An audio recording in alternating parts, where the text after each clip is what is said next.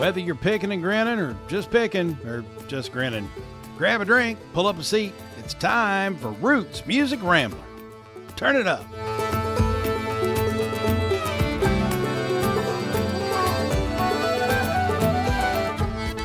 So as we record this episode of Roots Music Rambler, it is actually the day after the tribute concert to Francesca's friend, Lindsay. And so there's no better way to start this off than to just say, how'd last night go? How was it? It was great. It really was. And the people that showed up, it was a great crowd. And so, all of our, not all, but a lot of our friends were there and everything. And the music community that turned up and performed and gave their time and their talent just means the world to me. And I know it would mean everything to Lindsay. And it's crazy, these artists that we just liked to go see, locally have become friends and really valued their friendship with Lindsay as well. And, they really put their heart into it last night. And I can't even express my gratitude. It was a really wonderful event. It was perfectly fitting. I did a shot of Malort, even though it's the nastiest shit on the planet. But for whatever reason, Lindsay the Lunatic loved it. And so does Riley Downs, who was like the orchestrator of this whole thing. I wouldn't have been able to organize such an event without her help and her talents and her connections. And I mean, she really made it happen. So yeah, but it was for Lindsay. So, I would do just about anything for her. But we had 4 performers. Right. Yeah. 4 performers. So it started out with Rochelle Gordon, who is a friend of Lindsay's and mine, and all the other performers. And Rochelle is part of a local band called Queer Country Bandwagon. So she and Lindsay were really close. And so she wanted to start out the night with just a few songs that mean something or remind her of Lindsay. So she first played Atlantic City by Bruce Springsteen. And if you know Lindsay, you know her first love is The Boss. So that was absolutely fitting. And then she sang another song. I can't remember the title right now. I'll have to go back and look, by Lola Kirk. And that was perfect. And then she finished it with If We Were Vampires by Jason Isbell. Wow. And Rochelle was worried that she wasn't going to be able to get through it without crying, but she did, and she did a great job. And it was very appropriate. And then Nathan Graham played, and of course he's fantastic. And he had some really, really wonderful and lovely things to say about Lindsay. So yeah, he played. And then Rachel Swain came up to play with her pedal steel Gabriel, who was fantastic. That was awesome. And then Riley Downs and the Acid Cowboys closed it out. And by then we were just a little rowdy, and it was perfect. Well, it sounds like a good time was had by all, which I never had the honor of meeting Lindsay in person. We had connected online, of course. And from what I know about her and going to shows and enjoying live music with you, I can't imagine that she wouldn't be tickled that happened last night. So for those of you who don't know, you may have heard a couple episodes back, we kind of dedicated an episode to Lindsay. She passed away a month or so ago, and she was a concert goer and buddy of Frank's, and they went out and watched a lot of shows together. We're good friends. And so Francesca was involved with Riley and a lot of other people in organizing a kind of a memorial event for her last night as we record this. And so wanted to make sure that we gave her another nod here on Roots Music Rambler. She was a listener of the show and a fan of great music like we all are. So rest in peace, Lindsay Woodward. Thank you. We're sad you're gone, but we're glad to celebrate you. So anyway, here we go. Welcome to Roots Music Rambler. She's Frank. And he's Falls. And we'll ramble on through the stories behind the music we love. Yes, and today on the show, we thought we'd dig back into the music festival scene. You were right in the middle of festival season, so you may recall we had Nate Riggs on from the Music Festivals podcast a few episodes back, and today we're going to talk with Jess Bowman and Tim Parks from the Manchester Music Fest, which takes place in Manchester, Kentucky. That's right. We've talked about how there are music festivals popping up all over the place. Some will stand the test of time, some won't. But what Jess and Tim and their teams and community are doing in Manchester is pretty impressive. First of all, the festival is free, which is astounding. It's Labor Day Yeah. weekend, August 28th through the 30th. It is in Manchester, Kentucky, which is deep in the heart of the mountains of eastern Kentucky. But this year's lineup rivals a fair amount of much larger, more established shows. For sure. Looking at this lineup, it's incredible. So there's Brent Cobb, the headliner. Our last guest, Nicholas Jamerson and the Morning Jays, Taylor Hunnicut, Nicholas's sister, Emily Jamerson, Rob Ickes, and Trey Hensley. And they're all on the bill along with the Creekers, who Falls has had as his pick in the grinnin'. They were Falls' pick in the grinnin' last episode. And then they kind of hit the lottery a little bit, yeah? Yeah, they kind of did, and it's become sort of a pattern for the Manchester Music Fest.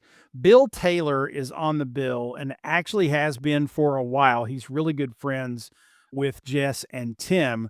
They're all down there from the hills in Eastern Kentucky, and everybody there kind of knows everybody. But 2 weeks ago, as we record this, Bill Taylor was on America's Got Talent with his band, the Appalachian Heathens. They did a haunting almost version of Knocking on Heaven's Door by Bob Dylan. They got enthusiastic yeses from all four judges, including Simon. Their performance recording has been all over the web and is the buzz back here in Kentucky. So the Manchester Music Fest got a bonus headliner in the middle of their lineup, as lots of folks are going to turn out to see Bill Taylor play. That's awesome. And like I explained, I was not able to be part of the conversation since I was at Lindsay's memorial, but I know Falls got in the weeds on music festivals here. So we're going to find out all about booking acts, the challenges of putting on a festival like that, and how they can offer something so amazing for free and a lot more. Yeah, I'm excited to share. It was fun getting to learn so much about running a festival. So let's not waste more time, shall we? I'm going to go grab a quick refill because, that's what I do at this point in the show. Please check out the messages from the great sponsors that make this show happen. And when we come back, Jess Bowman and Tim Parks from the Manchester Music Fest will join us. Don't go away. This is Roots Music Rambler.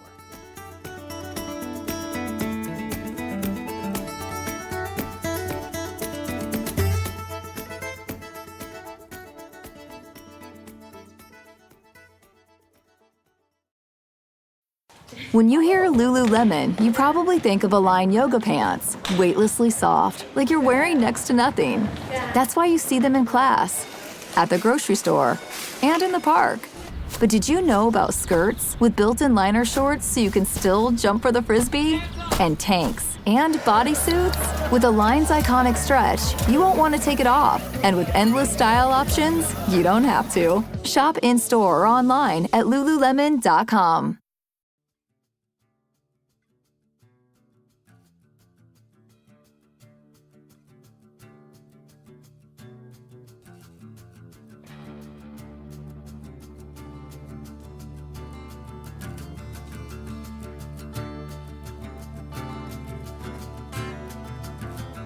My time machine shows no mercy, heart beating out his chest.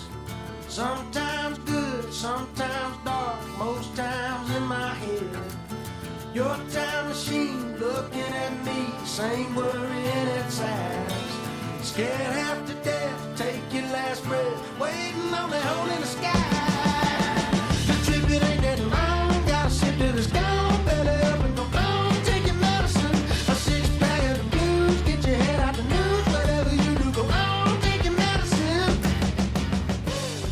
That's Brent Cobb's latest Take Your Meds from his new album, Ain't Rocked in a While, which by the time this episode is out, it will also be out and rocking, and he will be rocking songs from the album on Labor Day weekend at the Manchester Music Fest. Today on the show, we have the organizers of said festival. Jess Bowman and Tim Parks are with us. Jess and Tim, how's it going? Thanks for coming to the show.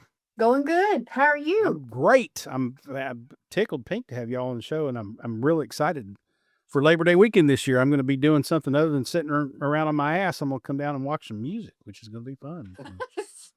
There you go. Get your steps in. I will get my steps in. Steps in here for sure, for sure. So August 28th through the 30th, I think that's Thursday through Saturday, Labor Day weekend, downtown Manchester, Kentucky. The lineup includes, as we mentioned, Brent Cobb, Nicholas Jamerson and the Morning Jays. We just had Nick on the show last episode. Taylor Hunnicut will be there as well. The Creekers, Rob Ickes and Trey Hensley, Hollerhead, Abe Partridge.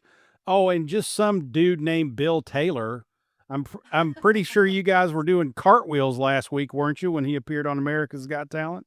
he is a good friend of mine, him and his wife. And like, when I tell you that I wept because I cannot imagine that happening to a better guy. Not only a talented guy, but like he's a salt of the earth human. So I'm tickled. Yeah, I didn't. I was going to Lake Cumberland, and my son was. I had it on YouTube TV, so we pulled over to watch it, and then he and I, I managed the Creekers. So this week he came over to the lake and got on stage with the Creekers, and it's like Eastern Kentucky takeover where people were waiting in line to see them for over an hour Saturday night, and then we had just been to WME the day before, and I don't know, man. It's like it's powerful, and being with Sunday Best all these years, like doing the road management and being like friends. I know you had Nicholas last week or whatever, but it's crazy to see like what they kicked the door down for now these folks to be able to do. It took a long time. Yeah. But there wouldn't be a Tyler or Bill or Creekers or anybody if it wasn't for Nicholas and Christopher at Sunday Best. They kicked that thing down. And at the western part of the state, you could kind of say Chris and I did that a long time ago too. So yeah, so we're all blessed, man. Bill's a great guy. I went a little too long with all that with Eastern Kentucky love, but that's how we feel for him. And it's like now people's buying VIPs that me and Jess just looked at because the Creekers and Bill Taylor, we had a book before they went viral. And then Anna Blanton, that's actually from New Albany, Indiana. She's the only Yankee in the bunch, but she's our Yankee. Yeah, exactly. The boys always say, well, she used to say fire. Now she says far. But she went viral twice in less than 2 weeks, man. It's crazy.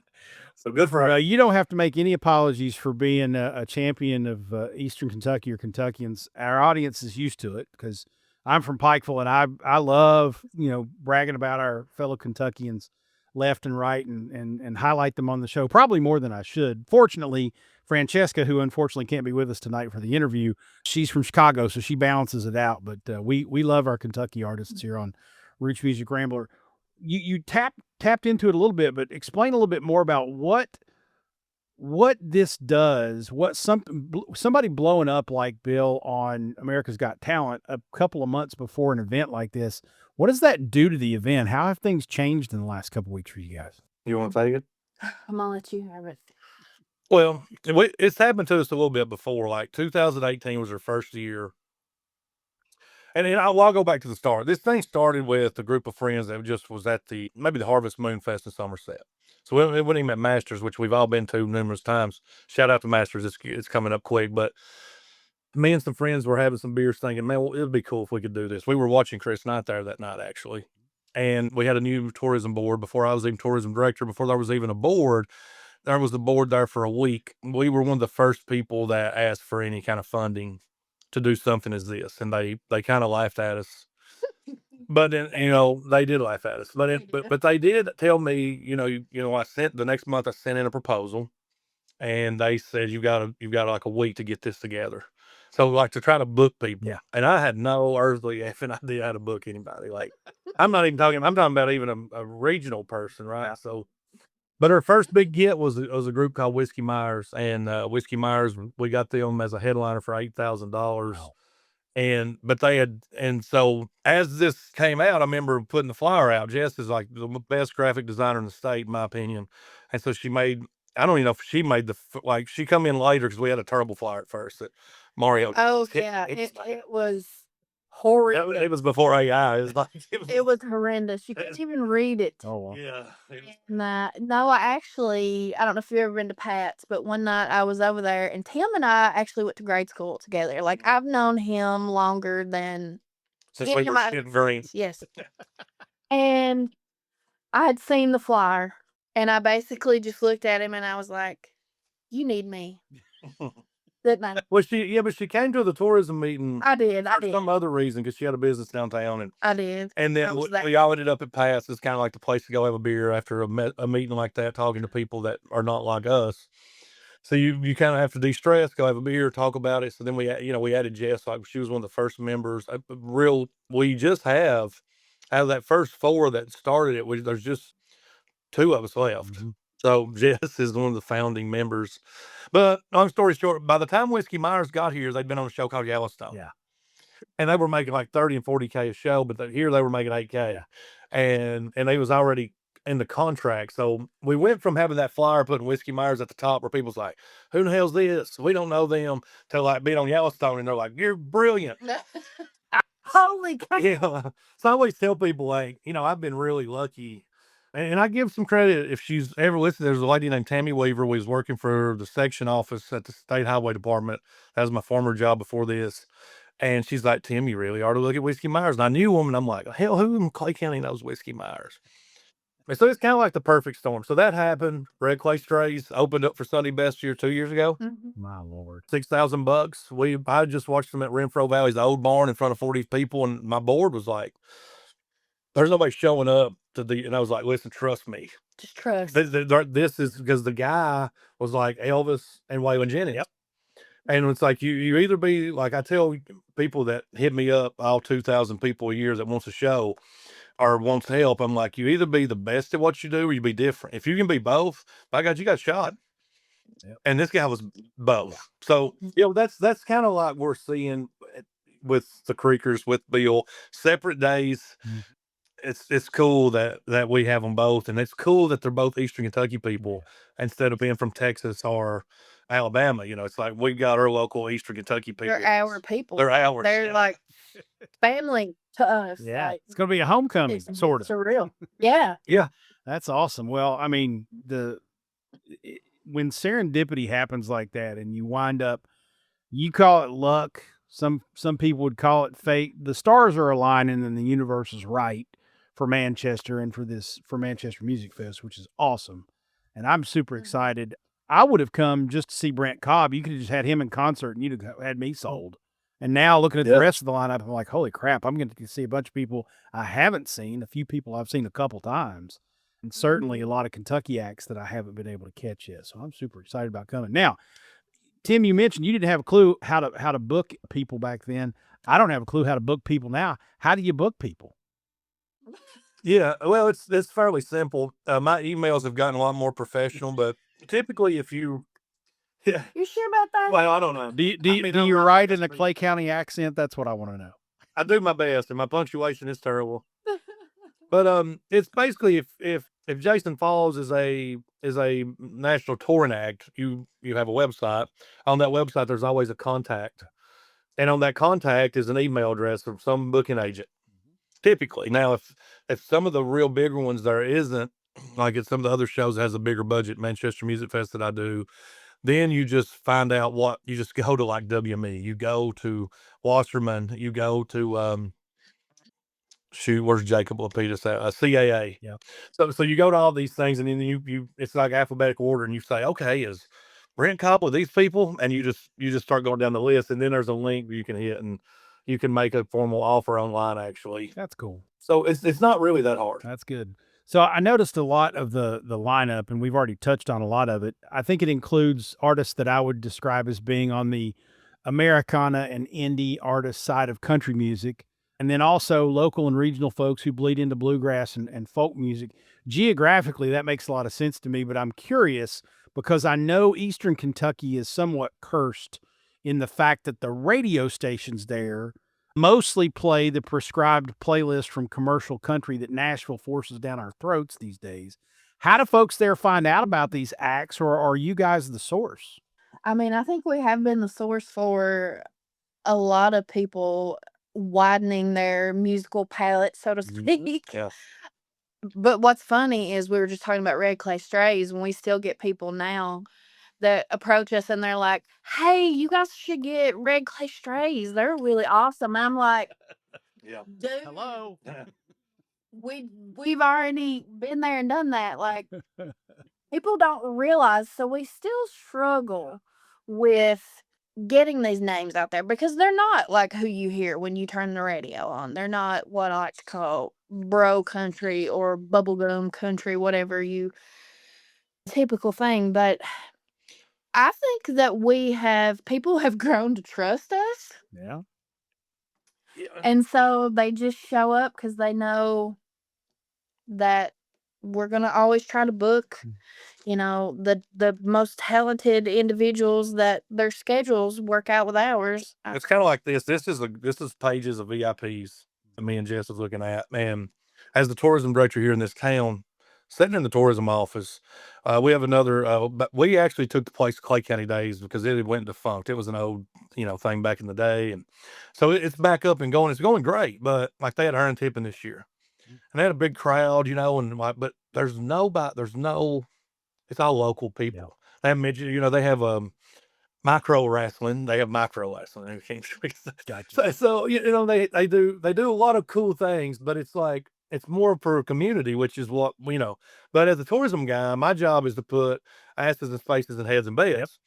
And even though there's not a lot of hotels here, we have 20 Airbnbs. We have the Ponderosa Pines. We have the campgrounds.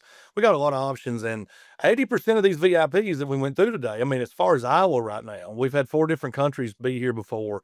This thing will get crazy where there's like 26 different states that will be at Manchester, Kentucky, and that's like real tourism. They have to be here for 3 or 4 days and spend their money. Yeah. So that's what we're proud of. And I'll say this: you're well suited in Kentucky music. It's like John Grace has his thing in Pineville, and John's our boy. And Jess was over there the whole weekend, and I got to spend some time over there and have been to numerous oral coves. What he created there's really, and he's digging in different things now, like 060, but John's got like a singer-songwriter festival, really. I've always told people it's kind of more of like, be quiet or I'll smack the hell out of you sometimes. That's what's cool about watching the creatures go on at a show like that. It's like, and then Tiffany, master musician, she's got more of the like roots stuff, I feel like. Even though like we all probably will always have 1 or 2 artists that's booked in the same show. We just can't help it. But I think we all have our fingerprint, all those teams, Masters, Laurel Cove, Manchester Music Fest, on these artists, but it's like every one of them has their own vibe and their own musical styles. So what you said was for this region is like perfect. You take Rob Ickes and Trey Hensley, man. When you dig into Trey Hensley, that's the baddest guitar player in the world. Yeah. Like, I don't care. Like, if you watch him live, and Rob Ickes is one of 18 IBM 8s on the dobro, and he played for Blue Highway back in the day. And this is probably going to be their last show together because now Trey has his own thing and Rob's going to retire. Like, it probably don't work at John's show like it works at this show. Right. But like SG Gumman definitely wouldn't work at this show like it would work at John's show. Yep. So we not that we don't love SG, we go there to see her. It's just the difference of who comes here to see the music, who comes to his to see the music, and how our platform was built. Sure. And ours is a little different where it's free.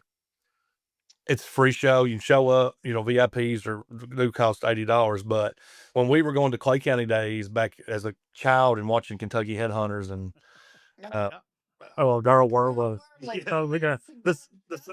same people that their Clay County Days still booked, and there's nothing wrong with that. But like it was cool to see like the poorest kids in town for a couple of days could stand beside the richest kids in town and they could watch the same show and there was no difference.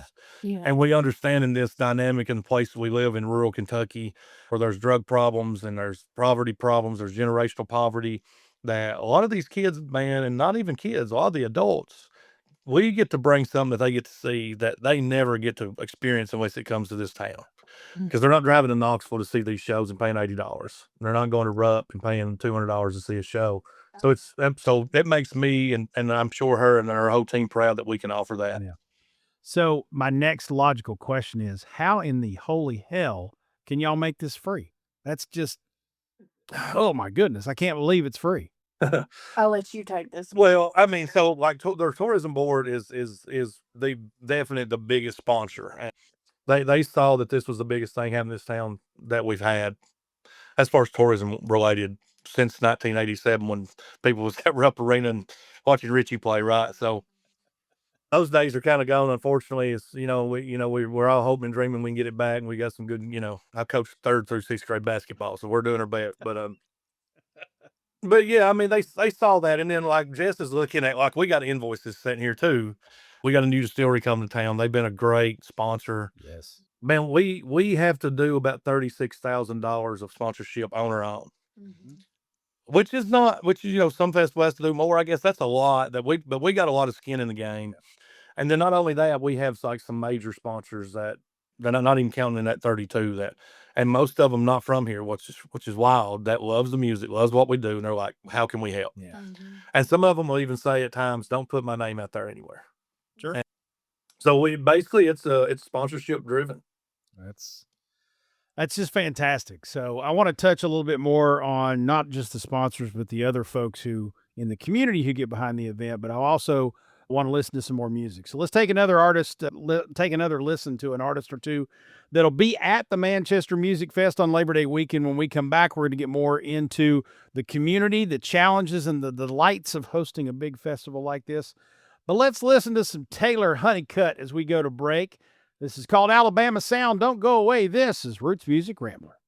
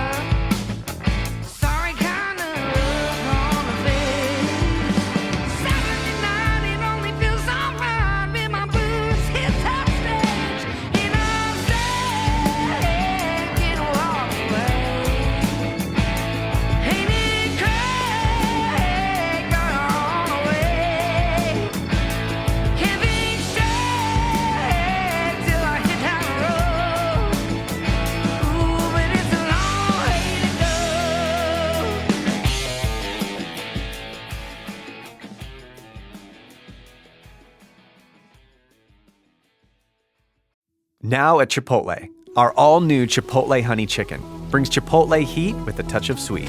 Seared smoked peppers and savory Mexican spices, blended with a hint of pure honey for a perfectly balanced sauce. All combined with fresh, tender chicken hot off the grill, served up in your favorite burrito or bowl.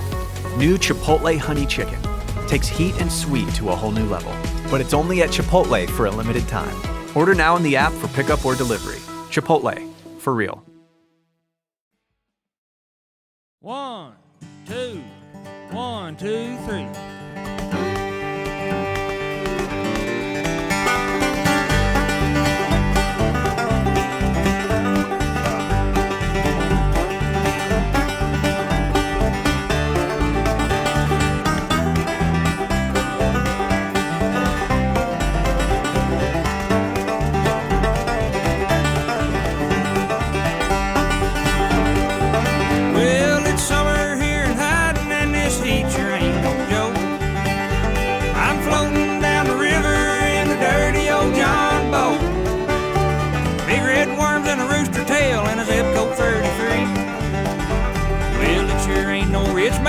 But it suits me to a T.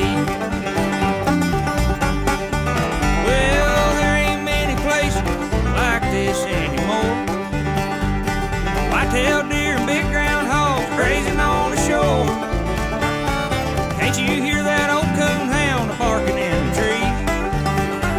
Well, I don't speak for you, my friend, but it sounds like home to me. Floating down the middle fork in the heat of July. Cold beer, my mouth is getting dry.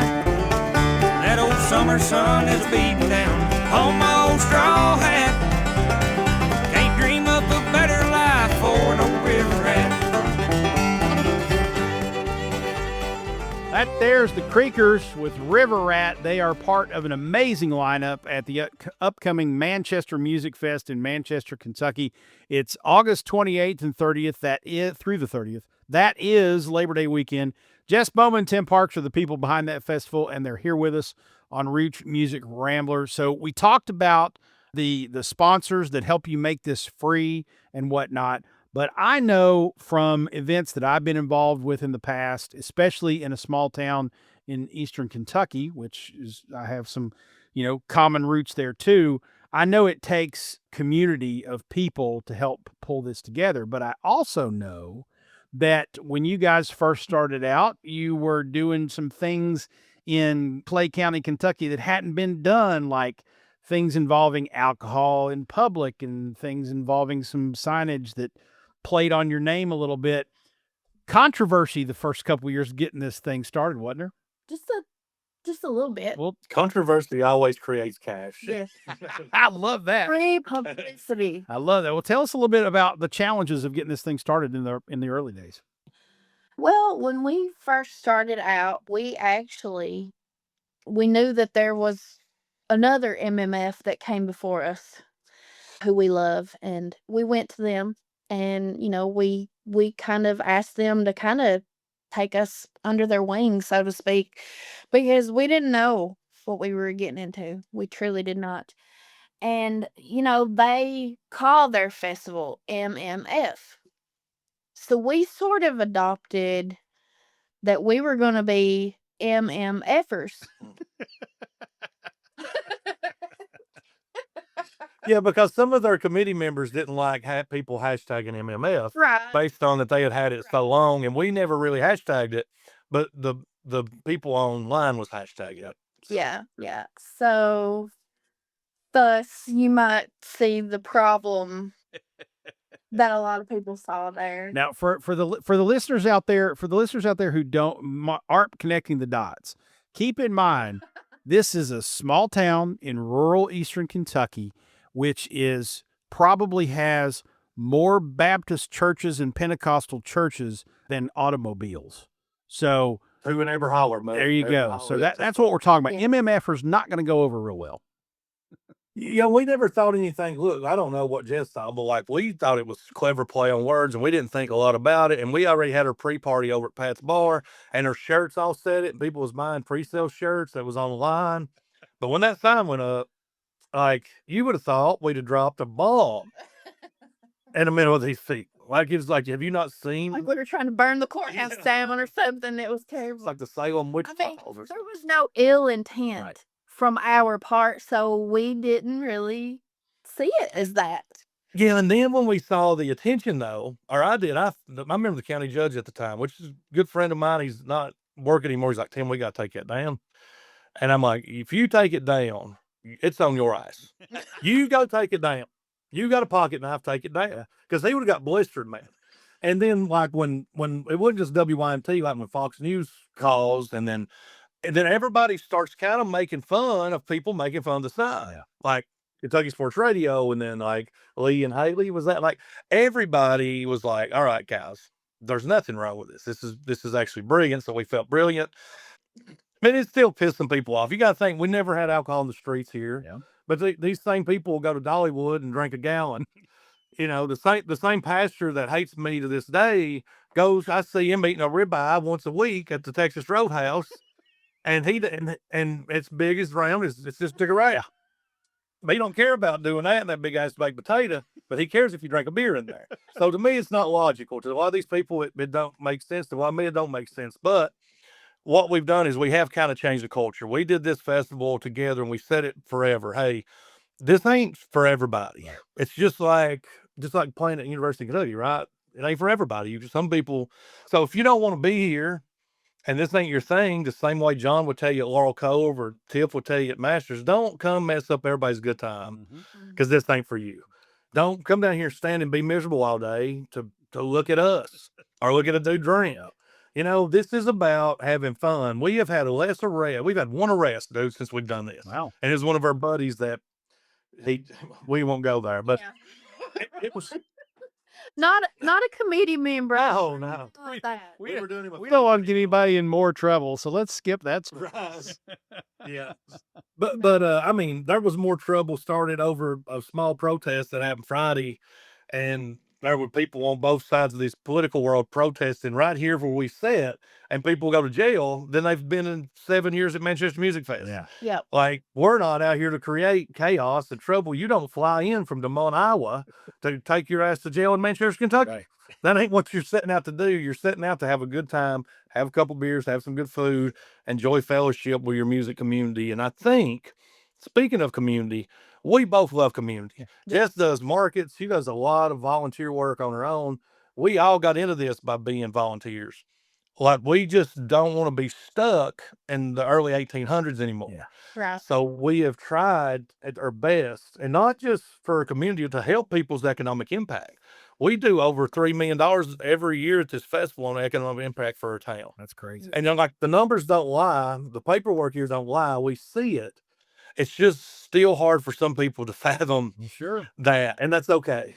I mean, we're not mad at you. We're just trying to help. I got you. So when I was a senior in high school, the local Methodist minister in Pikeville decided that he was going to protest Project Prom, which was the lock-in at the high school prom night. You stay in, but the reason he was protesting it was because we set up Monopoly money bingo games and Monopoly money blackjack tables and things like that.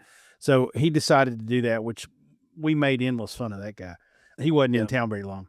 And then the other thing that comes to mind when you're thinking about small towns and sort of closed-minded thinking, I actually wrote a newspaper column once upon a time about a Baptist minister in a small town in Virginia, the name of which will come to light in just a minute. So just across the mountains from all of us over here in Eastern Kentucky. But he wanted to outlaw dancing in his town. Footloose. Yeah, it was a footloose thing. The only problem is the name of his town, which I incorporated into the headline of my newspaper column about it was the headline was Dancing Leads Preacher to Pound Virginia.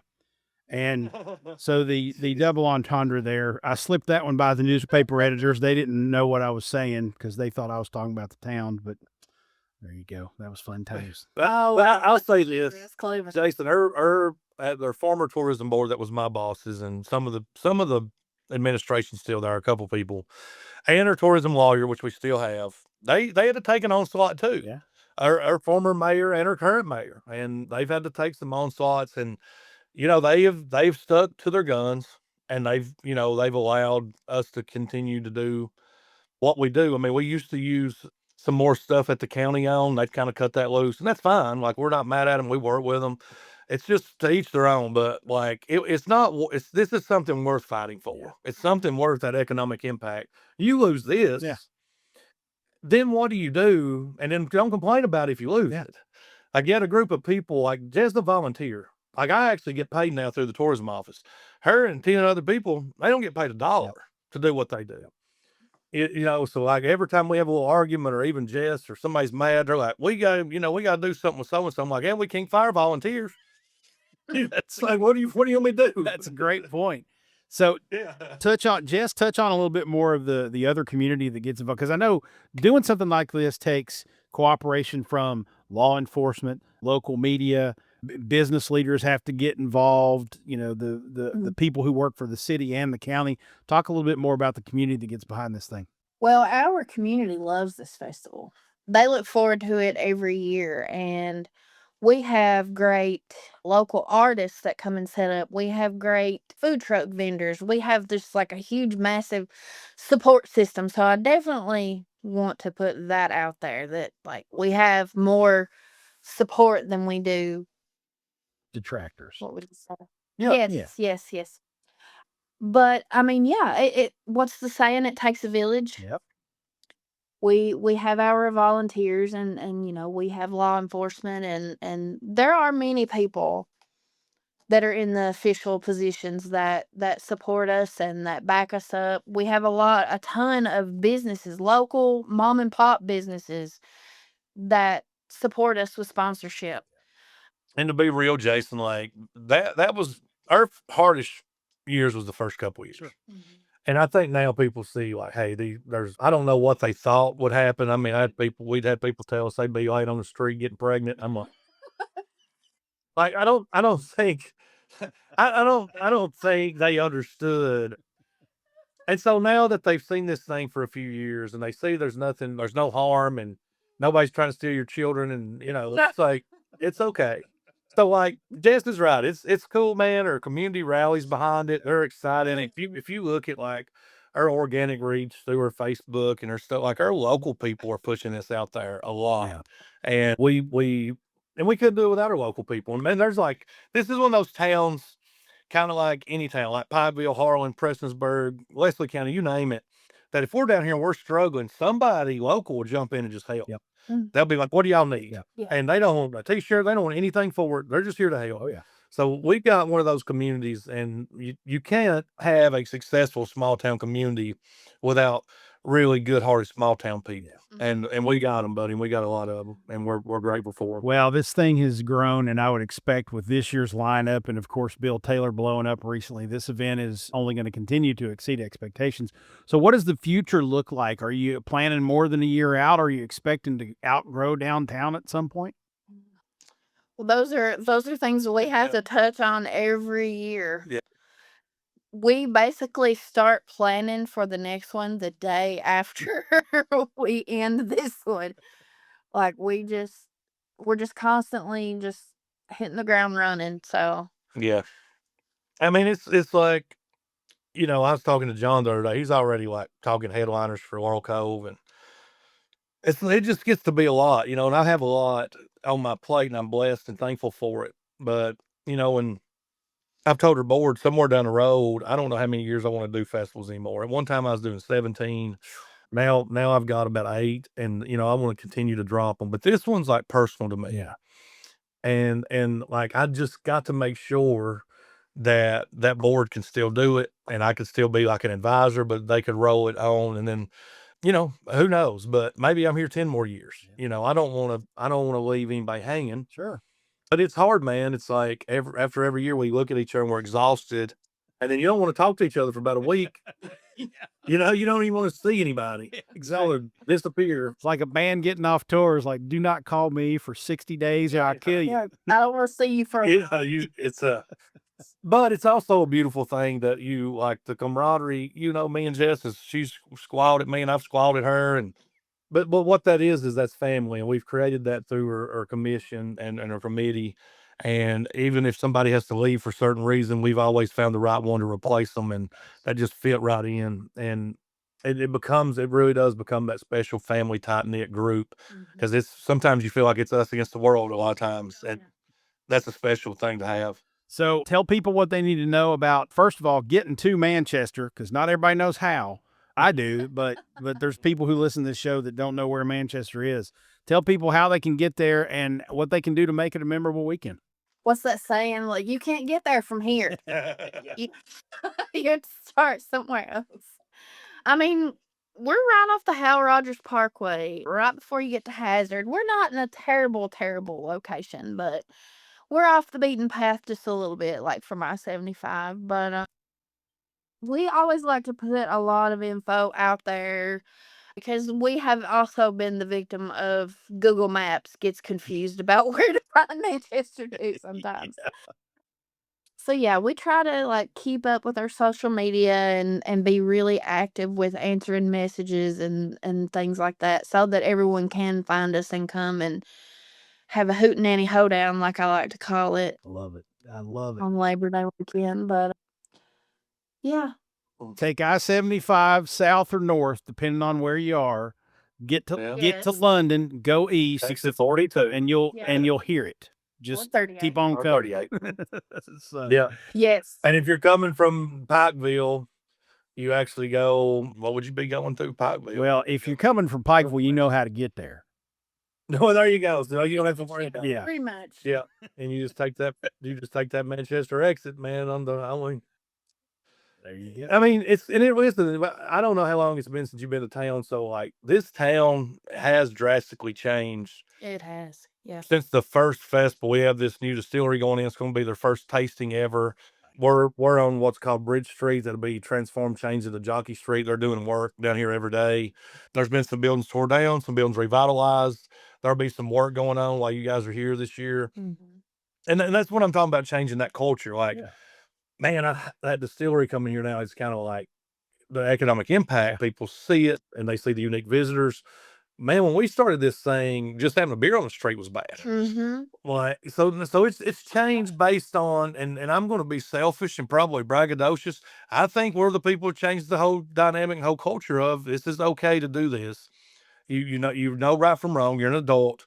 It's okay to have a beer in the street. Yeah. I can't argue. It's okay to have your, and we all got kids, man. And I take my kids, they'll all be at Masters with me. They go to festivals. They go to Dollywood. They go to Disney World. Yep. Guess what? There's beer at all of them. Yep. Absolutely.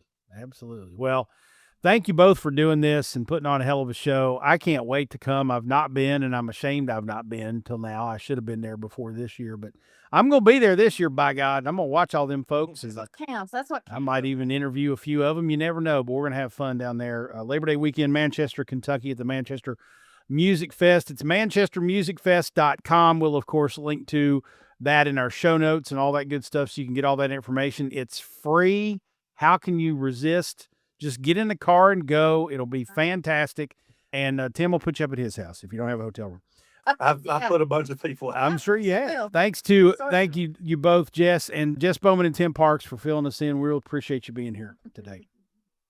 Thanks, Thank you Jason. for having us. All right, the Picking the Grinning segment is next, but let's listen to some more good music. We talked about Bill Taylor and his America's Got Talent appearance today, so let's go to break with one of his songs, I Do Love Mountain Soul, and I pushed the button, so here's Bill Taylor and the Appalachian Heathens. You're listening to Roots Music Rambler.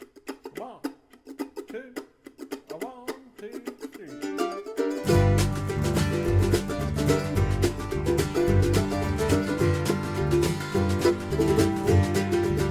Well, I'm sitting here on my ass, wondering how much time will pass before that girl of mine walks through the door. I got a bottle of shine and an old guitar waiting for me down at that bar. This mountain music's burning in my soul.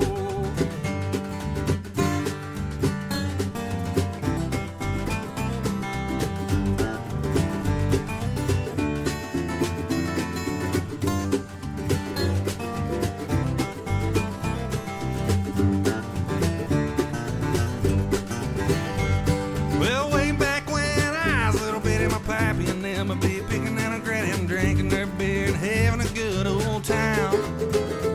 Well, way before I can even walk out, sit and listen to them guitars talk, it's mountain music burning in my soul.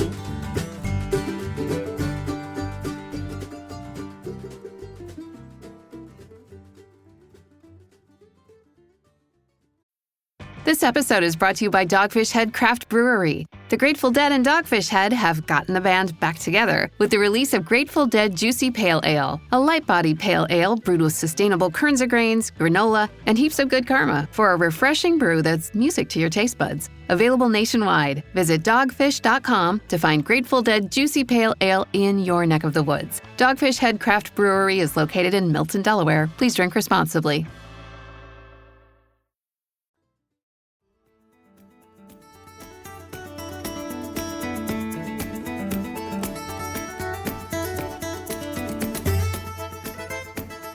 Welcome back to Roots Music Rambler. Woo! You're going to join me in Manchester, Kentucky, August 28th through 30th. I hope you will, for Manchester Music Fest. Again, it's free.